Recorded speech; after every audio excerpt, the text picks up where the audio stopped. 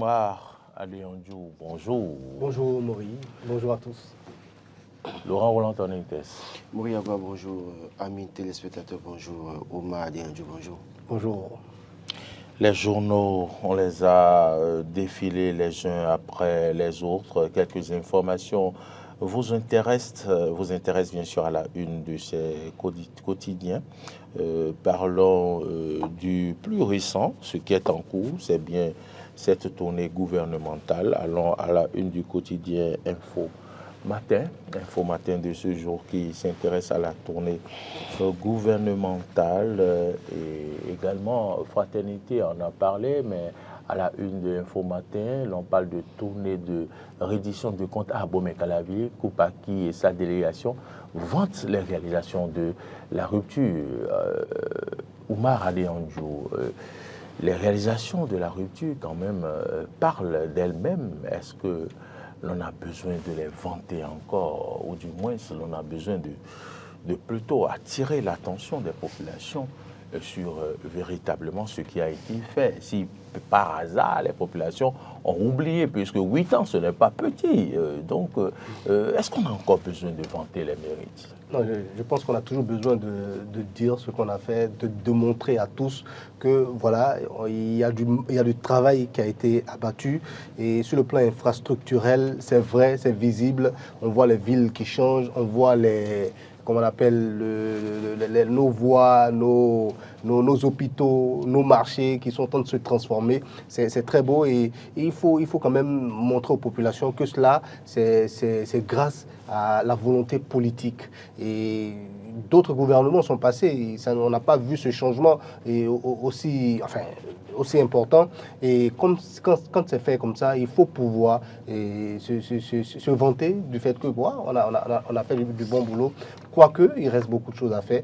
Bon, moi, je suis plutôt d'accord avec cette manière de faire. Il faut montrer à tout le monde qu'on a travaillé. Et c'est d'ailleurs même le rôle donc, du politique. Quand le peuple te donne mandat pour faire un travail, quand tu l'as réalisé jusqu'à un certain niveau, tu repars vers le peuple, tu lui expliques ce pourquoi tu as travaillé, comment est-ce que tu as travaillé, quelles ont été tes difficultés, qu'est-ce qui reste à faire. Et le peuple à son tour également, je crois que les populations le font.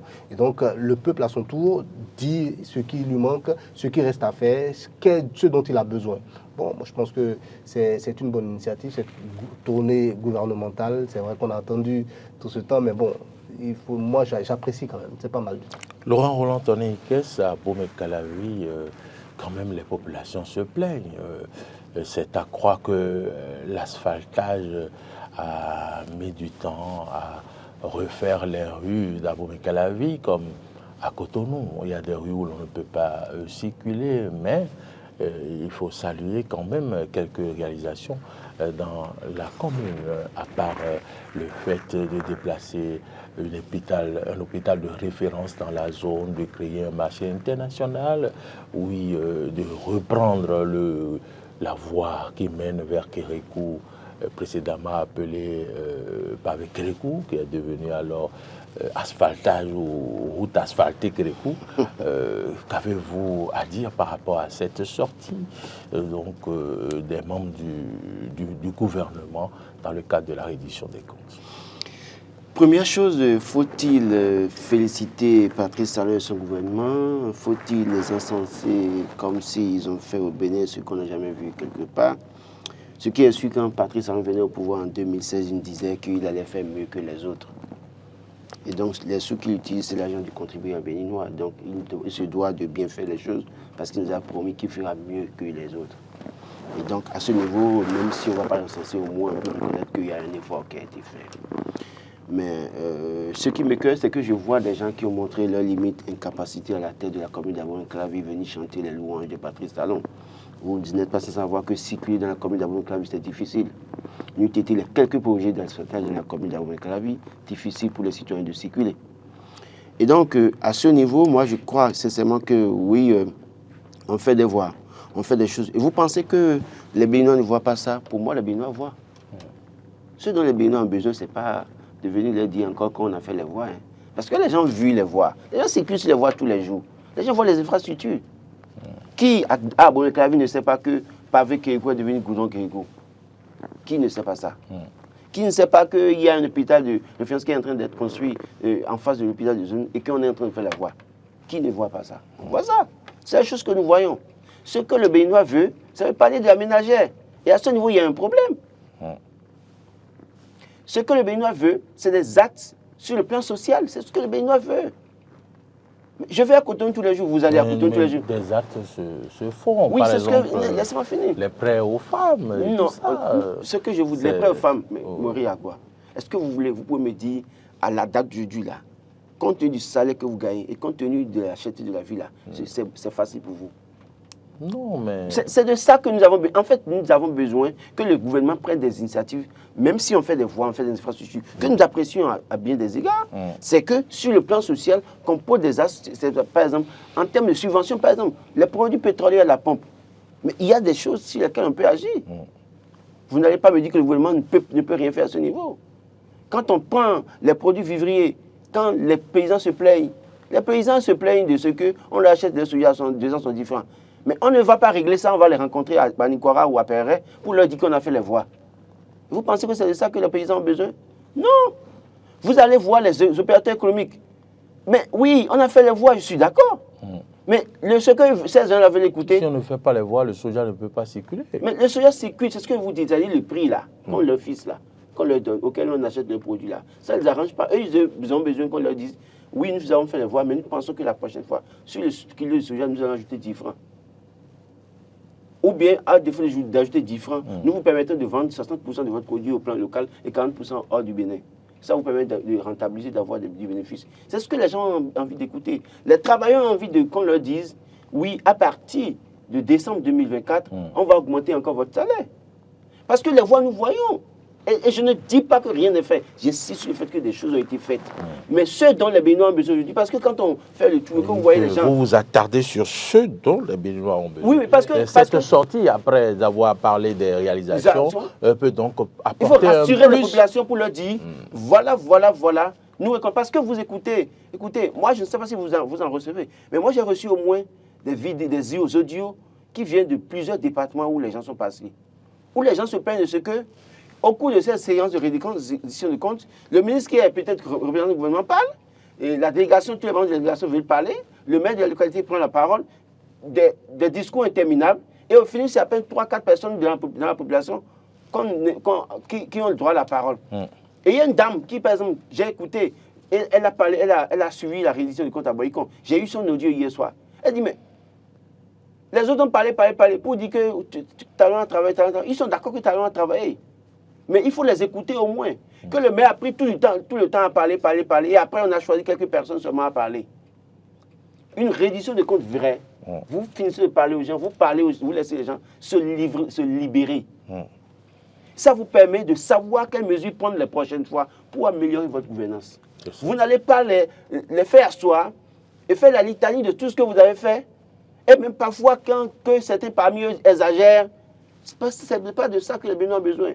Bon, moi, je n'ai rien contre eux, mais je dis... Est-ce que les Béninois ont dit ce dont ils ont besoin quand la tournée a commencé, quand les membres du gouvernement étaient dans les départements? Maurice Agua, c'est ce que je vous dis. Est-ce qu'on donne la parole à tout le monde? Allez questionner. Mais je vous ai dit, il y a des audios de certaines communes où les gens se plaignent de ce qu'ils n'ont pas eu le temps nécessaire pour parler. Est-ce qu'on donne la parole à tout le monde? Parce que quand ils viennent, il y a le chef de la délégation qui parle. Si la vice-présidente de l'État va parler, il y a en tout cas tout un tas de personnalités qui parlent. Le maire de la commune aussi commence par parler. Et puis après, finalement, on donne la parole à quelques personnes dans la salle qui parlent. Est-ce que vous pensez que ça va corriger les choses? Moi, je veux bien que le système revoie la manière de faire. S'il y a quelques communes, par exemple, ce matin, ils seront à Godomé. Moins de discours. Ils seront à Papa également. Oui, moins de discours de la part des membres de la délégation. Qu'on choisisse 2-3 personnes pour parler, mais qu'on écoute la population. Parce que dans ce que les populations vont dire, il y a forcément des choses à prendre en compte et à corriger. Et ça va être relatif du pouvoir en place. Mais si vous ne vous leur permettez pas de parler et que vous choisissez quelques personnes pour parler, et qu'après il y a peut-être 5-6 personnes qui font discours, et l'autre parle peut-être 30 minutes, 45 minutes, parce qu'on veut montrer au chef aussi qu'on est sur le terrain et qu'on parle bien en sa faveur. Il y a ça qui joue contre eux. Autant qu'ils sont sur le terrain, ils veulent tous parler. pour montrer au chef que, monsieur le président, vous avez vu, j'ai parlé à Savalou, hein, j'ai parlé à Boïko, hein, et j'ai dit ça, pour être bien vu par le chef. Non, on n'a pas besoin de ça. On a besoin qu'ils écoutent les populations véritablement et qu'ils prennent en compte les doléances des populations. Ça va aider le pouvoir. Oumar, vous êtes d'accord avec Laurent il faut laisser les populations s'exprimer. Oui, il faut laisser les populations. Est-ce que le chef a envie d'entendre les populations? Pourquoi pas? Le chef a, il a le devoir. Que je vous pose, en fait, il a le devoir d'écouter les populations. C'est ça qui lui permet de mettre en place. Pourquoi on ne leur donne pas la parole?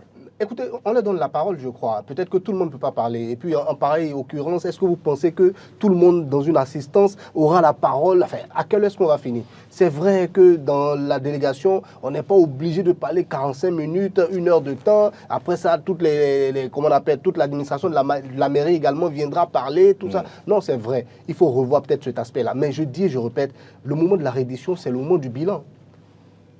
Mais il faut pouvoir dire ce qu'on a fait. Ils sont dans leur rôle. Il faut pouvoir dire ce qu'on a fait. Les difficultés qu'on a rencontrées. Montrer au chef aussi que l'on parle. Bon, ça c'est la politique chez nous. Que l'on a parlé. C'est la politique chez nous. Je ne sais pas comment est-ce qu'on va lutter contre cet aspect, mais il y a quelque chose qui est réel aussi, qui est bon dans ce qu'ils font. Dire tout ce qu'on a pu faire, voilà ce qu'on a pu faire, voilà. Maintenant, dans la manière, c'est sûr qu'il y a des choses à revoir, peut-être pour mieux peaufiner les choses. Il faut mieux peaufiner les choses, je veux dire, avant d'aller sur le terrain, savoir de quoi parler et laisser aussi le temps aux populations, écouter les populations.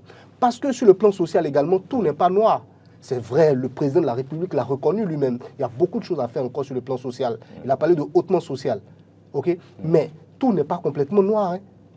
Et puis, les routes que nous construisons, c'est pas un débat pour faire le débat. La route, c'est le premier outil de développement, on est tous d'accord. C'est l'un des principaux outils de développement. Sans la route, on fait quoi? Des zones qui seront complètement enclavées, où on ne peut pas arriver. Voilà, donc la route, c'est le premier pas vers le développement. Et ça, ils sont en train de le faire, il faut le reconnaître. D'autres l'ont fait avant eux, mais eux, ils le font mieux que les autres. Ça, il faut le reconnaître. C'est visible, c'est des infrastructures. Voilà. Et ça, ils peuvent s'en vanter. Premier aspect. Et maintenant, sur le plan social, il faut qu'ils communiquent mieux également. Il faut qu'ils communiquent mieux sur le plan social. Quand vous prenez le projet Arche avec son volet assurance maladie, mais des milliers de privilégiés de l'État, des personnes extrêmement pauvres, se soignent aujourd'hui dans nos hôpitaux pour 75% des affections les plus courantes dans notre pays, sans débourser un seul franc. C'est une réalité. Oui, c'est une réalité. Moi, j'ai fait toute une tournée du nord au sud par rapport à ça. Et ça, il faut pouvoir s'en vanter également. Mais j'ai l'impression que, bon, même le gouvernement lui-même n'en parle pas. Bon, c'est un aspect qui est un peu compliqué. Les hôpitaux qu'on réfectionne, les hôpitaux dans lesquels on investit, c'est du social. Il reste beaucoup de choses à faire, c'est du social. Voilà, ainsi de suite, ainsi de suite. On peut citer plein d'autres choses comme ça que le gouvernement fait. Mais la manière de communiquer, qui sont ceux qu'on envoie sur le terrain? C'est vrai, c'est le ministre, sur le plan technique, il est puissant, il est bon, il est tout. Mais devant un public, on envoie qui prend la parole. Voilà, qui prend la parole. C'est pas tout le monde. Voilà. Qui explique les choses. Parce que moi, j'estime que même sur le plan social dont on parle, tout n'est pas noir. Il faut pouvoir le vendre également. De la même manière qu'on arrive à vendre les infrastructures qui ont été mises sur pied, qui ont été donc construites. Voilà, donc il faut pouvoir vendre, un certain nombre de choses. Vous estimez qu'il y a un problème de communication. Sur quoi communiquer, comment communiquer, et qui doit communiquer. Tout ça aussi, c'est des choses à prendre en compte et savoir que, bon, on va sur le terrain, on va présenter notre bilan, on va expliquer ce qu'on a fait, mais les points sur lesquels les populations nous attendent, on va les écouter également. Maintenant, sur le plan social, parce que c'est de ça que nous parlons, on ne peut pas tout régler du jour au lendemain. Il y a des choses qui se font, ça a démarré. On a amorcé quelque chose, tout n'est pas encore bien fait, mais il faut continuer. C'est vrai qu'il reste toute l'année 2025 encore. Attendons de voir. Là-dessus, je ne suis pas d'accord avec vous. Oui, je sais comme il vient de faire 8 ans à la tête du Bénin. Je suis complètement d'accord. On ne va pas dire qu'on ne va pas faire tout du jour au lendemain. Et arrêtons avec cette manière de dédouaner les politiques. Pourquoi? Parce qu'ils sont là depuis 8 ans. Et c'est le 23 mai 2021 que Patrice Talon nous a dit que son mandat sera hautement social. Vous avez vu le temps que ça a pris avant que ça nous rentre dans une phase active. Ce que moi je veux dire, parce que il n'y a rien qui soit véritablement facile. Oui. Peut-être qu'à leur place, on ferait même pire. Non, c'est ce que je veux dire. Non, il faut qu'on aille au-delà de ce que nous voyons. Dites que peut-être vous, à leur place, vous allez faire pire. Ne parlez pas au nom des autres. Peut-être dites que vous, à leur place, vous pouvez faire pire. Peut-être que nous, à leur place, on ferait pire. Peut-être qu'on n'aurait même pas commencé le social dont on parle. Voilà. Parce que le social dont on parle également, ça a un coût. C'est vrai que d'autres régimes, il faut le reconnaître aussi, hein, d'autres régimes ont fait beaucoup de social, vous vous en souvenez. Mais dans quelles conditions? Il y a des gens qui sont devenus milliardaires du jour au lendemain dans ce pays-là. Parce que tout simplement, on a mis en place des histoires de microfinance qu'on donnait à tout le monde. Et c'est vrai, tout le monde percevait. Mais qui remboursait en réalité? On savait comment ça se passait. Donc, c'est pour vous dire, on ne peut pas injecter comme ça de l'argent sans être sûr qu'on va pouvoir donc récupérer cet argent-là. Il y a beaucoup de choses à mettre en place. Ils sont en train de le faire. C'est vrai que 8 ans, c'est beaucoup. Il faut mettre l'accent sur un certain nombre de choses. C'est le moment de tirer la sonnette d'alarme. Et aussi voir d'où nous venons. Voilà, il faut voir aussi d'où nous venons. Oui, c'est réel. Moi, on parle uniquement de nos infrastructures, même sur le plan de certaines réformes. Il y a des choses qui ont été faites. Et regardez un peu comment est-ce que nous faisons de la politique aujourd'hui. C'est vrai, il y a beaucoup de choses encore à faire. Parce que quand on vient avec des réformes, c'est compliqué quelquefois. Il y a certaines personnes qui sont réfractaires, il y a d'autres qui n'arrivent pas à s'adapter, il y a d'autres qui n'arrivent pas à se déshabituer. C'est difficile de prendre le pli. C'est réel. Il faut pas faire. Mais aujourd'hui, au moins, on est sûr d'une chose. La politique, aujourd'hui, au Bénin, on voit que chacun est vraiment dans son couloir. C'est déjà un premier pas. Avant, imaginez comment ça se passait. Il suffisait que peut-être Roland n'est pas d'accord et qu'il vise peut-être un poste comment on appelle, de directeur de cabinet du ministre. Et il va tout de suite, action de grâce, quelque chose dans son petit village. Il traîne tout le village. Et le ministre a alerté. Voilà, le mercredi, immédiatement, au conseil de ministres, on dit, ah, ce gars-là, il faut vite lui donner son affaire. Et les remaniements ministériels, ça n'a pas fini avec des gouvernements, mais kilométriques. Hein? Voilà. Donc il y a des choses qui sont faites, il faut pouvoir en parler également. D'accord. Je crois que quand je vous suis parfois dans certains processus, ça me fait sourire parce que j'estime que vous avez tendance à dédouaner les gouvernants actuels sur certaines choses. Non, moi j'analyse les faits. Attendez, je ne veux pas... Je ne dédouane personne. Si vous voulez, on ira sur le plan social, il y a des choses à faire. On pourra en parler également. Les faits que vous reprochez... Parlons des faits. Nous sommes journalistes, on parle des faits. Les faits que vous reprochez au gouvernement précédent, les acteurs sont encore là. Oui. Ça n'a pas changé. Oui. Mais ce n'est plus le même chef. La tête n'est plus la même. Oui, mais ça veut dire quoi? En réalité, ce n'est pas une question de chef par le passé. D'ailleurs, le sujet a décalé tout à l'heure. On en parlera. Pour vous montrer que c'est les cadres béninois. Ce n'est pas une question de politique. Parce que malgré le chef qui est là, les choses continuent de se produire dans ce pays. Je suis complètement d'accord avec Donc, ça veut dire que quoi? C'est pas évident, c'est pas facile. Donc, ça continue de se produire, les choses continuent de se produire dans ce pays. Donc, les mêmes choses que nous reprochions aux anciens régimes, c'est que les mêmes choses se reprennent aujourd'hui, jusque parfois, certains ayant peur des représailles, n'osent pas aller au bout, juste comme ils ne le faisaient par le passé. Ça, c'est un premier fait. Deuxième fait, j'insiste sur le fait que, oui, des choses ont été faites, parce que tout à l'heure, vous avez semblé dire que les voies. J'ai reconnu que les voies ont été faites. J'ai reconnu tout ce qui a été fait. Et je n'ai pas dit que ce qu'ils sont en train de faire, c'est mauvais. J'ai bien dit que c'est bon de faire la révision des comptes, mais qu'aujourd'hui, ce dont les Béninois ont besoin, ce n'est pas ça exclusivement. Il ne faut pas venir, parce que vous et moi, quand nous quittons Calavi pour venir ici, nous voyons des voies. Donc si vous asseyez dans une salle maintenant, et qu'on commence par vous dire encore on a fait la voie pavé Kékou là, est-ce que vous pensez que vous ne voyez pas que c'est une perte de temps pour vous? Vous avez besoin de mieux que ça. Mieux que ça, c'est qu'on vous dise, ah, monsieur Oumar Adéandjou, à partir de juillet 2024, on accordera désormais l'aide à la presse privée. Vous avez envie d'entendre ça, par exemple? Parce que quand on le fait, ça va améliorer vos conditions de travail. Voilà là où on se rejoint. Donc, laissez-moi finir. Bon, donc, pour dire quoi? Pour vous dire quoi?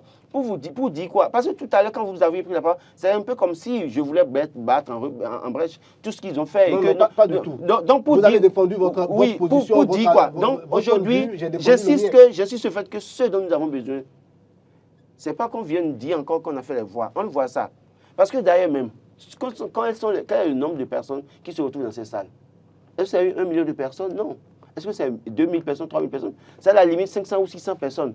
Mais toute la population attendez, ne va pas laissez-moi finir. Oui, mais vous n'allez pas parler tout le temps également. Il faut qu'on ait la parole également, Maurice. Il faudra gérer quand vous parlez, je vous laisse parler. Et donc, si vous voulez m'interrompre, oui, mais quand vous m'interpellez, je vous laisse parler alors jusqu'à la fin de l'émission. Allez-y. Bon, écoutez, si c'est ça, on ne parle pas, on se regarde. C'est pas vous qui dirigez le débat. C'est pas vous qui dirigez le débat. Celui qui dirige le débat est là, et c'est lui qui regarde. Si vous ne voulez pas parler, on va passer à un autre sujet. Non, mais j'aimerais quand même dire un petit mot. qu'il faut laisser chacun aller au bout de ses idées, parfait. Prendre note et puis revenir sur les aspects relevés par les uns et les autres. Je vous laisse parler, je relève les points et je reviens sur ça. C'est bon. Est-ce que vous avez fini? Non, je passe à un autre sujet. Oui, moi, je termine sur ce sujet parce qu'il m'a interpellé. Et quand il m'interpelle, c'est normal que j'ai envie de réagir. Mais quand il ne me donne pas la parole, c'est un peu frustrant également. Mais bon, je m'excuse quand même. Oui, je m'excuse quand même. C'est un bon frère, Roland, il n'y a pas de souci. Maintenant, ce que je voulais dire, c'est qu'on ne peut pas mettre tout également sur le compte du gouvernement. C'est sur le compte qu'il faut voilà. Il y a des administrations également qui sont décentralisées dans notre pays. La décentralisation dont on parle. Okay? Les infrastructures qui ont été mises en place. Il faut pouvoir, c'est vrai, vous avez parlé des difficultés qu'on rencontre lorsqu'on est sur certaines voies entre Cotonou et comment on appelle, et Calavi. Et au-delà même de ces localités, dans d'autres régions du Bénin, il y a des difficultés. Le gouvernement livre les infrastructures. Mais aller dans la zone d'Abomey, les gens ont volé par exemple tout ce qu'il y a comme lampadaires, les batteries, les juste là, voilà. Donc c'est pour vous dire, le travail à faire, c'est le travail de tout le monde. Les mairies également doivent faire un travail. Que les lampadaires ne marchent pas, on ne va pas aller sonner tout de suite le président de la République, venez mettre des lampadaires. Qu'il y ait des nids de poules un peu partout, on ne va pas aller sonner tout de suite le président de la République, venez fermer les nids de poules. Voilà, donc c'est à tout le monde de mettre véritablement la main à la pâte. Et je dis et je répète, il y a beaucoup de choses à faire. Il a soulevé un point par exemple. Nous, journalistes aujourd'hui, mais tout est à refaire dans notre corporation. Je l'ai dit il y a plusieurs reprises sur ce plateau. Être journaliste, c'est choisir une vie de misère en réalité. Aujourd'hui, tel que les choses sont. À moins que vous voulez passer par d'autres moyens pour gagner de l'argent. Mais si vous voulez faire juste votre travail, mais c'est très compliqué. C'est très compliqué. Il a parlé de l'aide à la presse. Voilà, donc il y a beaucoup de choses également qu'il y a. Le voilà. président donc avait fait une promesse, je pense, derrière la marina, quelque part. Je ne suis pas un défenseur, pour finir, je ne suis pas un défenseur du régime de la rupture, contrairement à ce que Laurent pense, et enfin, tout ce qu'il tire comme conclusion de mes analyses. Non, ça n'a rien à voir. C'est juste des faits que nous devons commenter et aller au-delà, si possible, des faits. Et c'est ça, nous, notre rôle. Aider chacun à pouvoir se faire une opinion. Voilà. Alors, Laurent Roland-Tonikès, mise en service des nouveaux marchés, c'est le quotidien Fraternité qui en parle aujourd'hui. Et la date est fixée pour le 15 juin où un premier marché ou plusieurs marchés seront donc ouverts. Mais ce qui intéresse Fraternité, c'est bien les frais d'occupation des places. Et le journal parle, s'interroge et dit les frais d'occupation des places ne seront pas aux frais, c'est frais ou bien aux frais. Ne seront pas un frein, voilà, un frein pour l'autorité, pour l'activité économique. Est-ce que lorsqu'on voit le standing de ces marchés, est-ce que véritablement, jusque-là, on ne comprend pas pourquoi l'on ne dévoile pas ce que va coûter ces places pour les revendeuses, à quoi chaque personne aura droit. Pour le moment, il y a encore du flou, mais l'on veut ouvrir les marchés. Laurent Roland. Il faut se réjouir de ce que, quand bien même l'attente a été assez longue, finalement, la décision a été prise d'ouvrir ces marchés pour les bonnes dames. C'est vrai qu'on espérait l'ouverture de ces marchés à l'horizon 2023-2022, ce qui n'a pas été le cas. Les femmes attendaient, parce que quand vous voyez, vous quittez Cotonou, vous faites le long de Bégamin, Saint-Rita, les dames sont obligées de rester au bord de ce marché, notamment les vendeuses de poissons les soirs, pour vendre du poisson. Donc l'attente a été très longue. Est-ce que les vendeuses de poissons auront aussi leur place dans ces normalement, un marché, c'est pour tout le monde. Je ne pense pas. Un marché moderne. Oui, mais même si c'est moderne, c'est-à-dire qu'on leur fait obligation d'un certain nombre de respect des normes d'hygiène, c'est tout. Sinon, un marché, c'est pour tout le monde. Il n'y a pas de marché. En tout cas, si c'est une galerie, d'accord, c'est autre chose, mais quand on dit un marché, d'ailleurs que les marchés qu'on a reconstruit, c'est un marché qui accueillait tout le monde. Donc oui, l'attente ayant été longue, mais finalement on a pu prendre la meilleure décision pour permettre à ces femmes maintenant de rentrer dans les marchés, c'est une très bonne chose. Oui, c'est vrai que le journal parle de frais qui ne seraient plus un frein économique parce qu'à un moment donné on a entendu parler d'un montant qui aurait été fixé et qui n'arrangeait pas les bonnes dames parce que les bonnes dames auraient des difficultés à payer tout ça. Et ça, selon certaines personnes, c'est ça qui retardait beaucoup plus la prise de décision. Moi, je pense que, compte tenu de la difficulté et de la morosité économique aujourd'hui, parce que quand on parle de cherté de la vie, c'est aussi difficulté pour les vendeuses ou revendeuses de vendre. Les produits ne coulent plus comme avant parce que le pouvoir d'achat est faible. Et donc, tout le monde... J'ai vu une dame publier il y a quelques jours 4 tomates à 500 francs et la sauce qu'elle pourrait préparer pour 2 jours, c'est que c'est pour une journée. Et donc, dans ces conditions, les gens cherchent d'autres solutions. Et d'autres situations. Dans cette situation, les gens cherchent d'autres solutions pour contourner ça. Et comme ça, la vendeuse de tomates peut se retrouver à ne pas vendre tomates comme avant. La vendeuse de piment peut se retrouver à ne pas vendre piment comme avant, poisson également. Et donc, c'est des pertes également pour ces personnes. Et donc, quand c'est comme ça, dans la fixation des prix à payer pour les places dans les marchés, il faut que le gouvernement réfléchisse véritablement là-dessus. Je le rappelle une fois encore le hautement social annoncé le 23 mai 2021 à Porte-Nouveau, faire en sorte que ce soit facile pour les femmes. Parce que dans les marchés, c'est vrai qu'on dira que c'est un marché moderne, c'est pas le même coût, on a investi de l'argent pour ça, et par conséquent, on doit faire un retour sur investissement, je suis d'accord. Mais qu'on essaye de voir, parce que ce marché qui est construit, c'est parti pour rester là 100 ans, 150 ans, pourquoi pas.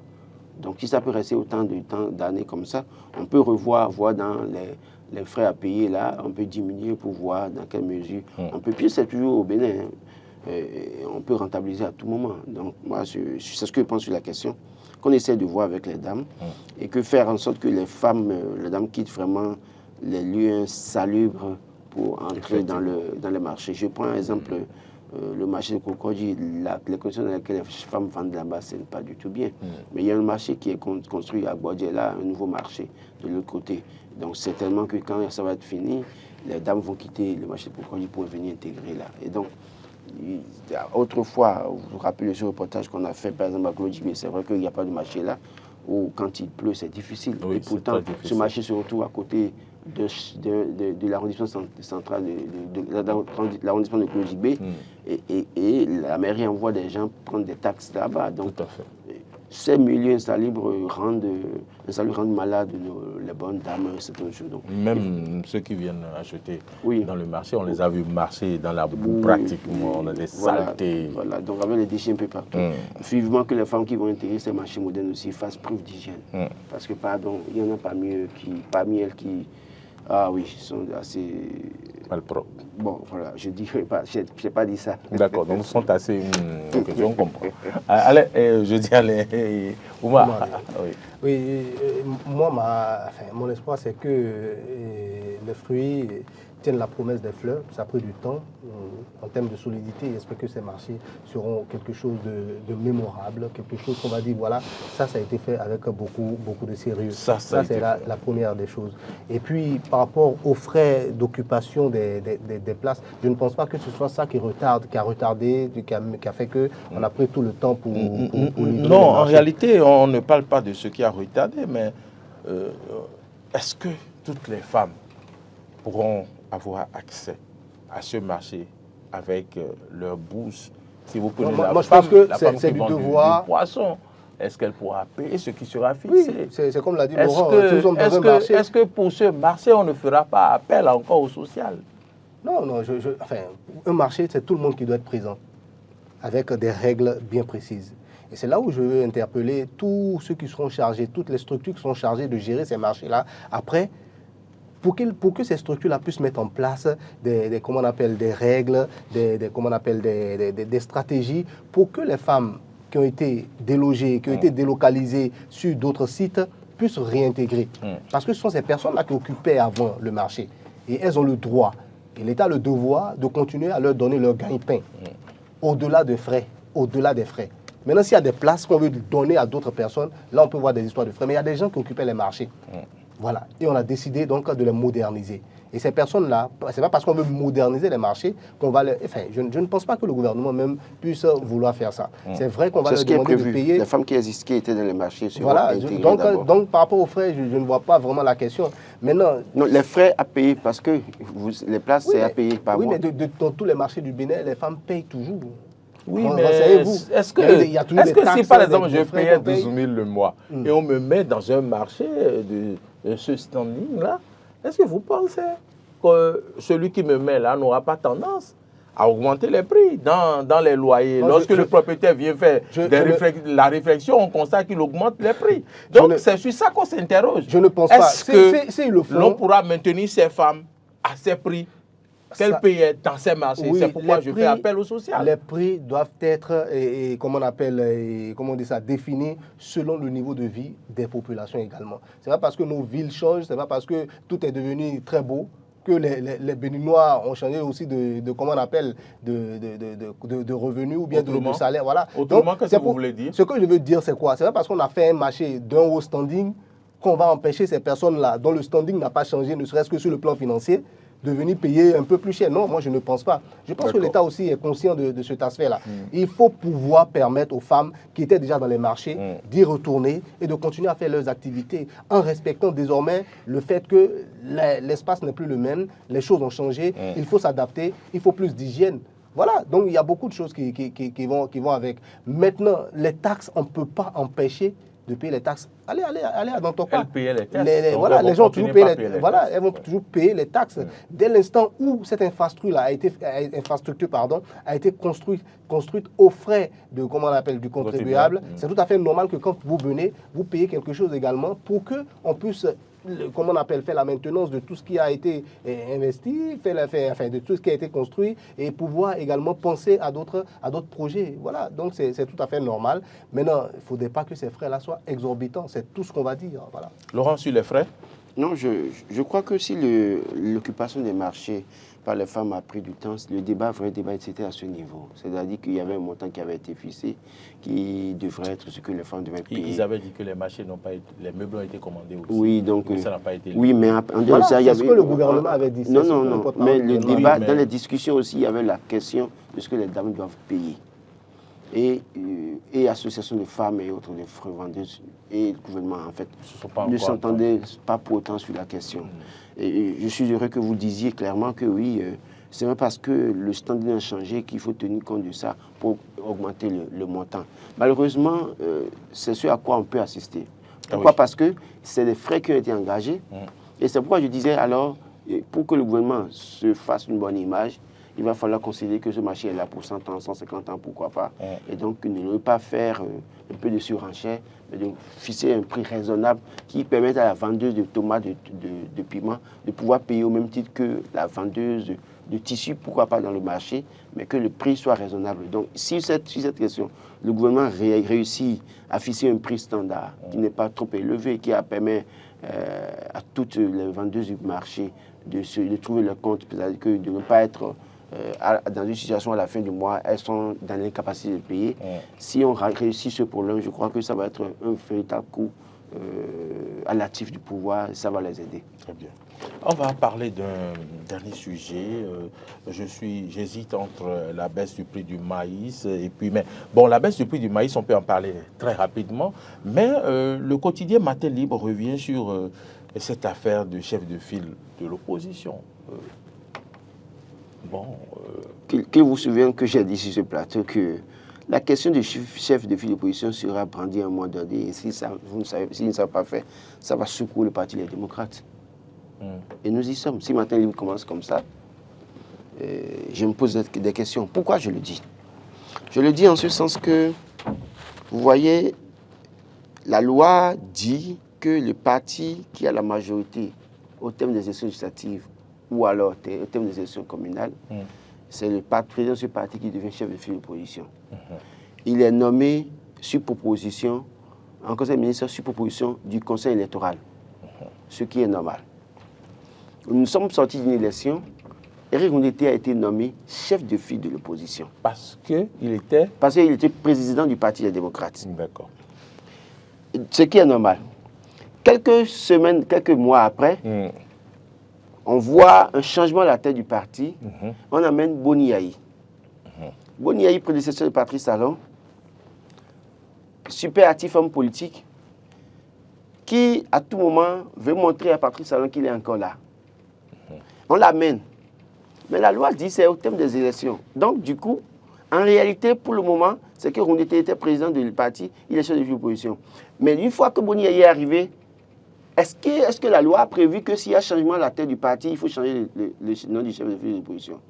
La loi est restée mieux là-dessus. Donc à ce niveau, si Boni Yayi veut à tout prix être chef de l'opposition, ça va amener une pagaille ou bien une mésentente au sein du parti. Et je disais que la meilleure chose à faire, c'est que Boni Yayi se passe du titre de chef de l'opposition et laisse carrément, une fois que c'est quelqu'un de son parti, vice-président, qui est chef de l'opposition, on vide, on laisse ce débat, on continue, on passe à l'essentiel. Vous passez à l'essentiel, vous oubliez ça. Pourquoi? Parce que si vous voulez à tout prix que ce soit Boni Yayi qui soit chef de l'opposition, à un moment donné, les privilèges peut-être que l'autre a en tant que chef de l'opposition, puisque dans les conditions où on a levé de la tête du parti, peut-être qu'il n'était pas d'accord. Et peut-être qu'avec cette guéguerre qui va naître au sein de la fonction politique, ça va contribuer à les affaiblir. Donc, une fois que c'est un des vôtres, et que la loi dit que c'est le président du parti, au thème d'une élection qui est choisi, sur proposition du conseil électoral, en ce moment, celui qui était président du conseil électoral, et puisqu'il y a eu élection, c'est Eric Ondete. Jusqu'à preuve du contraire, on n'a pas encore eu élection. Moi, je pense que sur la question, s'il n'y a pas de débat, Boni Yayi, en réalité, s'il doit se mettre sur la mêlée, il continue. Eric Ondete continue. Maintenant, si un jour, le chef de l'État souhaite rencontrer le chef de l'opposition, c'est en ce moment qu'eux peuvent lui répondre pour dire, bon, finalement, nous avons changé de président, mais vous n'êtes pas revenu sur la loi pour choisir, pour attribuer à notre nouveau président le chef de l'opposition. Finalement, qui vous voulez rencontrer? À ce niveau, ils peuvent maintenant jouer sur ça et avoir. Mais si ça donne au jeu, à ce jeu, c'est que ça va affaiblir le parti et ça ne va pas être à leur actif. Autant mieux passer, mettre ça de côté et continuer. D'abord, chef de l'opposition, fait quoi? Paul Rompé est resté là. Hein? Est-ce qu'aujourd'hui, le décret qui nomme Eric Ondete existe? Vous avez vu, eux-mêmes, ils l'ont dit, il n'y a pas le décret. Donc, on l'a reçu, on a dit, on a annoncé les chefs de l'opposition, mais le décret n'existe pas. Est-ce qu'il jouit des avantages de chef de l'opposition? Est-ce qu'il a déjà le véhicule qu'on doit lui toucher? Est-ce que autant de choses. Est-ce que c'est sur ça qu'ils doivent maintenant batailler ou bien il y a mieux à faire? Je pense qu'il y a mieux à faire. Oumar, vous avez suivi Laurent. Oui, effectivement, la situation... C'est complexe. Oui, la situation est complexe. La situation est d'ordre juridique. Et tout ce qui a rapport avec les lois, la justice, je pense que c'est les juges qui sont censés interpréter normalement les choses. C'est comme ça. Jusqu'à nouvel ordre, c'est les juges chez nous qui parlent de justice, qui disent voilà ce qui doit être. Bon, j'espère que la justice s'en saisira et dira, OK, s'il y a un vide, bon, je ne sais pas vraiment s'il y a un vide. Parce que ce qu'on doit comprendre également, c'est que le chef de file de l'opposition revient de facto au parti qui est le premier parti d'opposition, si vous voulez, après les élections. D'accord. Donc c'est les démocrates. Le président des démocrates est le chef de file de l'opposition. Si à la tête des démocrates, il y a un changement et que le président change, mais en tout cas, le président des démocrates reste le chef de file de l'opposition. À mon avis, le problème ne se pose pas. Maintenant, s'il y a un problème, les juges interviendront. Et si les démocrates se sentent lésés, ils vont dire, OK, mais notre nouveau chef, on veut qu'il soit le chef de file de l'opposition. La justice est là, les juges vont dire la loi, et puis voilà, le problème sera réglé. Maintenant, est-ce que ça pose problème? Je ne sais pas. Parce qu'en réalité, dans les faits, peut-être qu'aujourd'hui, Boni Yayi vient, il se fait voir un peu plus, mais dans les faits, qui gère la gestion quotidienne du parti, qui représente le parti de manière régulière? Moi, je pense que Eric Ondete est toujours présent. Maintenant, c'est quoi le problème? Bon, en tout cas, s'il y a un problème et que les démocrates se sentent lésés quelque part et qu'ils veulent tous les avantages liés à, comment on appelle, à ce que la loi a prévu pour le chef de file de l'opposition, bon, le moment venu, ils iront devant les tribunaux et voilà, les juges diront ce qu'il faut faire et tout le monde va s'y conformer. En fait, il faut préciser que nous sommes sur un terrain politique et toutes les situations profitent aux acteurs politiques à un moment donné. Parce qu'aujourd'hui, comme je l'ai dit, j'ai bien lu la loi du début jusqu'à la fin. Vous vous rappelez que j'avais meilleur de documentation. On a lu ici. Hein. La loi est claire. C'est au thème des élections. Il faut choisir le parti qui a l'opposition qui a le plus grand nombre Les démocrates. Mais en réalité, la loi devait prévoir que quand il y a changement à la tête, puisque une fois que l'autre est nommé en conseil des ministres sur proposition du conseil électoral, il faut que le conseil électoral statue encore et fasse une proposition. Mais l'aspect fondamental sur lequel le conseil électoral fait une proposition, c'est les résultats des élections. Et entre le changement de tête pour le parti et autres là, il n'y a pas eu élection.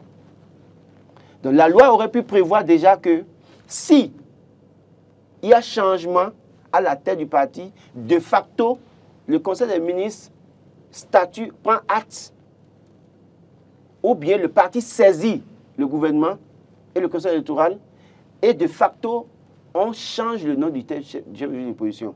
Donc, une fois que rien n'a été prévu à ce niveau, c'est-à-dire que, moi, ce que je relève, c'est que ça ne pose pas problème. Mais au fond, les démocrates doivent faire suffisamment attention pour que ça ne soit pas la voie de discorde entre le président et le vice-président. Parce que c'est quand même des avantages. Alors, si vous êtes à une position et qu'au terme des élections, vous étiez président, et qu'on vous accorde ces avantages, et qu'après, finalement, vous n'étiez peut-être pas d'accord, qu'on vous enlève de la tête du parti, et que finalement, l'ancien président vient prendre la tête, et il y a des discours, on a entendu beaucoup de choses, et que c'est sur ça que le chef, l'ancien président veut aussi surfer, parce qu'il veut à tout prix ça. Nous sommes des humains. À un moment donné, ça peut amener des problèmes internes. Donc finalement, c'est aussi les démocrates qui doivent s'entendre pour définir. Voilà. En leur sein, ils s'entendent pour se mettre au-dessus de la mêlée et oublier ça. S'il arrive que le gouvernement prend acte de ce que Boni Yayi est devenu président des démocrates et veut changer les choses, il dit maintenant, compte tenu de ce qu'il y a changement, nous voulons, nous tenons compte de ce que Boni Yayi est président du parti, maintenant il devient chef de l'opposition. Oui, vous acceptez, vous prenez acte, vous continuez. S'ils ne le font pas, que ce ne soit pas la pomme de discorde au sein du parti. C'est tout ce que moi je disais. Je ne veux pas jeter une pierre dans la mare, sinon j'aurais dit peut-être c'est un piège de laisser le vide comme ça. Et si l'actuel président, chef de file de l'opposition, veut créer de conflits, ça va rentrer dans les démocrates et ils vont se coller la tête là-bas. Mais pour le moment... Le mieux, c'est que désormais, si par exemple le chef de l'État veut rencontrer le chef de file de l'opposition, il écrit par exemple à Eric Ndete. Absolument. Parce que c'est lui qui a été nommé. Donc si Eric Ndete va faire preuve de bon sens, il répond au gouvernement pour dire: j'étais président du parti, mais je ne le suis plus maintenant. En réalité, vous devez revoir ce décret-là et nommer maintenant tel qui est chef de l'opposition, parce que c'est lui le président du parti. Ce que moi je voudrais ajouter, hein, vraiment, vous savez, c'est lorsque il y a, comment on appelle, on est gêné, lorsqu'il y a des problèmes, qu'on parle de vide. Si tout le monde est satisfait de ce que les choses sont comme ça, ça veut dire qu'il n'y a aucun vide. Le juge n'est pas interpellé, personne n'est interpellé. Bon, les choses roulent normalement, donc la loi est appliquée, il n'y a aucun problème. Maintenant, si jamais quelqu'un se sent frustré ou bien quelqu'un dit, voilà, il y a un problème, voilà, il y a des techniciens qui savent lire entre les lignes, qui savent lire au-delà même des lignes, qui connaissent l'esprit des choses et qui vont venir, voilà, monter au créneau. Ce sont les juges qui diront, ok, gouvernement, faites ceci, chef de file de l'opposition démocrate, faites ceci. Donc chacun est dans son rôle, les couloirs sont bien définis, il n'y a aucun problème à ce niveau selon moi. Laurent Roland Tonekes Oumar Adéanjou, le matinal dit que les dispositions prises par le gouvernement a fait baisser le prix du maïs sur le marché. Est-ce que vous êtes de cet avis? Oui, moi j'aurais vraiment aimé que si c'est vraiment grâce au gouvernement que le prix du maïs baisse, parce que moi je l'ai constaté également. On mange tous la pâte, hein. C'est la base. Lorsqu'on a mangé du riz pendant un moment, on mange la pâte. Voilà. Donc, si le prix a baissé grâce au gouvernement, c'est au gouvernement de communiquer. Il faut qu'il communique pour qu'on sache réellement que c'est eux qui ont fait le boulot. Parce que moi, je peux me dire que, voilà, c'est dans l'ordre normal des choses. Vous savez, comment on appelle, le marché des produits vivriers, il y a des fluctuations. Voilà. Il y a des fluctuations. Moi, je me dis peut-être que, bon, c'est dû à ces fluctuations qui sont d'ordre, on va dire, du hasard, voilà, des choses qui arrivent régulièrement parce que peut-être il y a quelqu'un qui a sorti un gros stock ou bien voilà. Donc moi je ne sais pas si c'est le gouvernement, c'est le seul point qui m'a un peu interpellé. Je me suis dit, mais qu'est-ce que voilà, pour nous expliquer. Voilà, qu'est-ce qu'il y a vraiment dans les colonnes du journal que notre confrère a mis dedans pour dire exactement que c'est le gouvernement, pour confirmer que c'est le gouvernement, cela relève donc d'une action du gouvernement. C'est là où moi j'aimerais bien savoir, c'est qui a fait ça réellement. Oui, non, les mesures dont parle le gouvernement, c'est pas autre chose, c'est pas quelque chose d'extraordinaire, c'est-à-dire le fait d'empêcher comment on appelle, la sortie du maïs, c'est une mesure qui a été prise. Et donc, c'est le fait d'interdire la sortie du maïs par les frontières pour aller dans d'autres pays qui, considérablement, a fait que les vendeurs, les producteurs ont eu du maïs sous la main et donc devraient couler ça. Donc, de ce point de vue, ils sont obligés de se conformer au prix standard qui était déjà là et permettre aux gens maintenant d'avoir le produit. Parce qu'en fait, oui, quand les gens ont de la demande qui est forte, le prix est élevé. Mais quand la demande est faible, le prix chute, en tout cas, dans une certaine mesure. Donc, c'est en fait ça qui favorise. Et donc, cette mesure principale prise par le gouvernement, en empêchant que le maïs aille vers le Niger, vers le Burkina Faso, vers, comment vous appelez, vers le Nigeria, même le Togo, parce qu'il y a des régions de ces pays aussi également qui consomment nos produits, ça a permis à ce que les gens, ayant le produit sous la main, n'aient le choix que de vendre ça, livrer ça à un prix raisonnable pour permettre aux produits d'avoir. Donc, je ne pense pas qu'actuellement, ce n'est pas une mesure extra, c'est ce qui est fait d'abord. Après, maintenant, ce qui est prévu, c'est que au terme de la campagne à court, quand on aura, parce qu'on a envoyé de l'argent, 25 milliards déjà, mais on a envoyé du maïs à haut rendement aux producteurs, ce qui fait que quand vous mettez ces maïs en terre, vous avez un bon rendement. Vous avez beaucoup de maïs que vous récoltez à la fin et puis après, ça va contribuer à descendre davantage le prix du maïs. Mais je suis sur le fait que si tout ça là doit être pérennisé, il faut travailler à nous ramener les modèles autrefois au NASA. Parce que si vous le faites et que c'est le producteur qui doit vendre, alors que le gouvernement a la possibilité de racheter ses produits aux producteurs et de les vendre dans des boutiques témoins au niveau de nos communes, ça va faciliter la tâche aux citoyens. Et ça entre en compte pour les actions du social que je demande vivement au gouvernement chaque fois. Merci. Laurent Oulakanekes, vous avez quelque chose à dire? Oui, juste un petit mot. Moi, mon bémol de départ, je dis qu'il faut que le gouvernement lui-même communique. C'est ce que je veux dire en fait. Parce qu'on connaît la porosité de nos frontières, par exemple. Moi personnellement, je suis un peu, on va dire, comment on appelle ça, je doute encore que ce soit le fait qu'on empêche nos produits vivriers de sortir du territoire qui a permis donc la hausse du prix. Peut-être, la baisse du prix. Pardon, la baisse du prix. Peut-être qu'il y a eu de nouvelles récoltes et qu'à chaque fois qu'il y a de nouvelles récoltes comme ça, le maïs immédiatement actuellement, baisse de prix. On a une saison pluvieuse, il y a un maïs qui est mis en terre, voilà, il n'y a pas de récolte. Peut-être aussi qu'il y a un gros importateur qui en a importé. Donc voilà, moi je dis il faut communiquer. C'est ça en fait le problème.